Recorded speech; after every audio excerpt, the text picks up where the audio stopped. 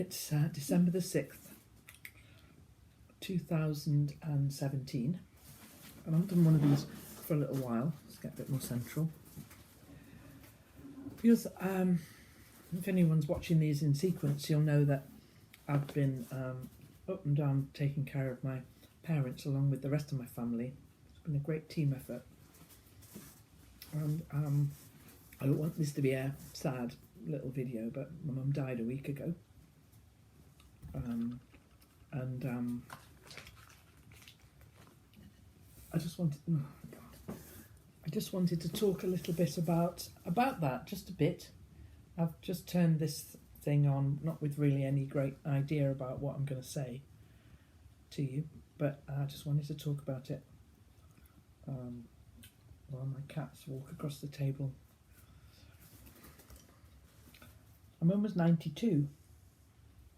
My dad's 92. They met when they were 15. Really, do you know what? I think I just want to tell you the story of how they met and got together. Because it's a marvellous story. So I'm just going to talk to you about that a little bit. But just a minute. I'll just have to let Sadie in because she's sitting on the windowsill and it's freezing out there. Come on, darling. Come on, Sadie. Come on, baby. Good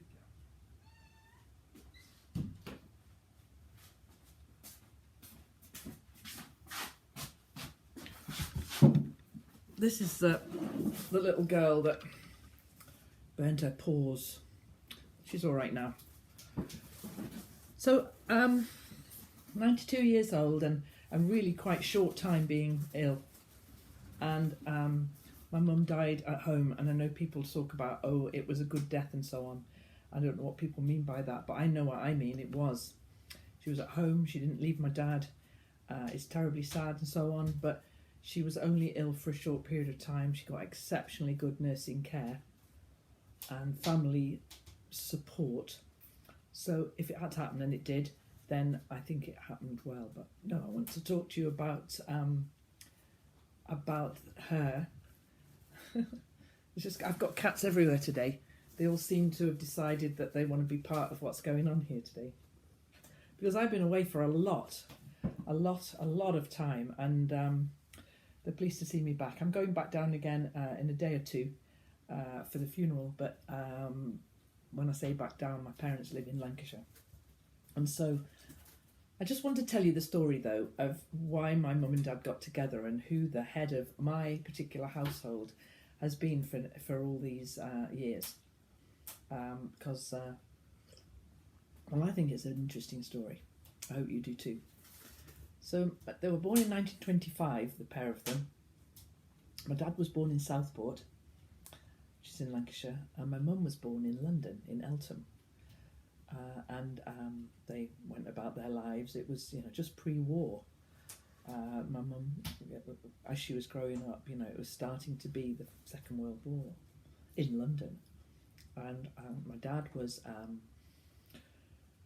the youngest. No, he wasn't. He was the second youngest of 5 children, all of whom were girls. And my mum was the 4th child as well. Anyway, that's as maybe. So they grew up, and my dad, at the age of about 15, they used to read these fan magazines about the movie stars of the time. And there's one called Picture Post, and it had a Pen Friends page in it. And so my dad put in a little piece saying he would like to write to somebody, and would anyone like to write to him? And he got 56 replies. There was no texting then, remember, no emails, no Snapchat, no YouTube videos. He got 56 replies. Now, my mum read this paper with these pen friends in. She hadn't ever thought about having a pen friend, but she decided for some reason this time she would. She got a pin. She went like this, close her eyes, stuck the pin in the paper, underneath the pin, my dad.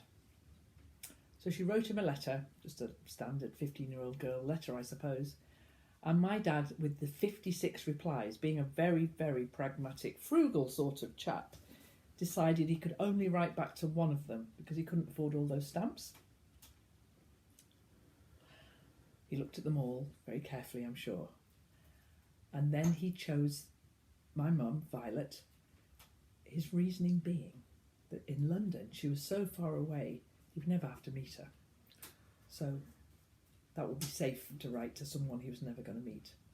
So they corresponded for a while, backwards and forwards, and got very fond of one another by corresponding for a while, quite a long while. Lovely letters, I'm sure. I wonder if they still exist. I hope they do. So anyway, then my mum meets Donald. I think Donald was a local boy. I think he might have been in the Navy. Well, he stole my mum's heart away, and she broke it off with my dad. So sorry, she said, I've met someone else. I'm sorry. I'm sure you're a lovely person, but I don't want to write to you anymore. My dad was heartbroken, as you might imagine. He was pretty much in love with her with these letters by now. So he just moped around in Southport. He was a nurseryman at the time, growing stuff. That was what his job was. What was he, 16? I don't know. 17, maybe. And so my mum and Donald got it on. And she realised within a very short space of time that she'd made a massive mistake. That Donald wasn't all he was cracked up to be. He was a bit of a wrong 'un. And she went to her sister, Reen, and said, I don't know what I've done. This Donald bloke's no good for me. What am I going to do? I've told Richard I don't want to write to him anymore. And Reen, the older sister, said, with great wisdom, you write to him, explain and apologise, and I'm sure he'll understand and take you back. So she did. And of course, my dad was overjoyed. He wrote back by return of post, and they were back on track again. So that was good. So Donald's not my dad. That's good. Whoever he was. So obviously then they had to meet one another because my dad lived in Southport, my mum lived in London. So it was decided that my dad, maybe 17 years old, should go to London to meet my mum. My dad had never left Southport at that point. He'd never been out of Southport, and he took a train all the way to Euston Station. Now I mentioned he was a nurseryman. It's probably where I get my love of growing from, because he grew stuff and he was in charge of growing the orchids, which must have been quite a thing for a young lad to have that kind of skill. He selected the best orchid from the orchid house and he carried it all the way to Euston Station to give to my mum. And there she was standing. I've heard this story lots of times, can you tell? She's standing by a pillar at Euston Station as he gets off the platform. Now, I was at Euston Station not long ago, and they wouldn't have spotted each other. There were so many people. But in the olden days, I'm guessing in whatever year it was, there she was standing by a pillar, and there he was walking towards her. She looked absolutely beautiful. She looked like a film star in her younger days, my mum. Beautiful woman. And he carried this orchid, and he gave her this orchid. And then she spoke, and he spoke. And because of their immensely strong regional accents, neither one of them could understand the other. So they overcame that one, and obviously, love at first word, but love at first sight as well.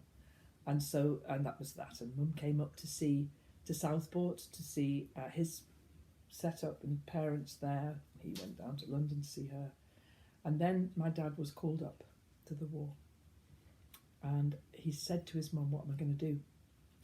I don't want to go to war and leaving this beautiful woman behind, not knowing that, her not knowing that she's mine." So his mum said to her, "Why don't you marry her? And then when you're away at war, you will have someone to think about, someone who's waiting for you." And his mum's idea was that he should be have a treasured thing to want to come back from war for. So he came home on leave in December, and they were married. And they were married 73 years ago on Saturday just gone. 73 years. and then he went off to war, and then he came back, and already this video is 10 minutes long. You know my 10-minute rule, so I'm going to stop soon. But just to say, my mum died on the 29th of November, and 3 days later it was their 73rd wedding anniversary. For their 70th wedding anniversary, the family had a huge party for them, and that's how I'm going to remember my mum on Monday when we do her eulogy at the crematorium down in Southport. So that's where I've been, backwards and forwards, these last weeks, and the next challenge now is to make sure my dad's well and happy going forward, because since the age of 15 he's had her in his life, and he's never known life without her. And they've had their ups and downs like couples do, but they've all mostly been ups. And they were personalities and characters like all people do, and they weren't, I'm not saying they were angels and perfect and everything, of course they weren't, nobody is. But I am proud to have looked after my mum in these last days. All the family rallying round like that. Anybody who had any differences putting them aside, because the important thing was to make sure my mum was well in these final days and hours, and she was. So I like that story. I must have told that story 100 times. You can tell, can't you, the way I rattle it off. I know it pretty well. But you're hearing it for the first time, maybe. And maybe you enjoyed it too. Anyway, don't be sad. It was a good life. And let's see how Monday goes. It's the next challenge. Thanks for listening to all of that. 12 minutes. So sorry. Bye.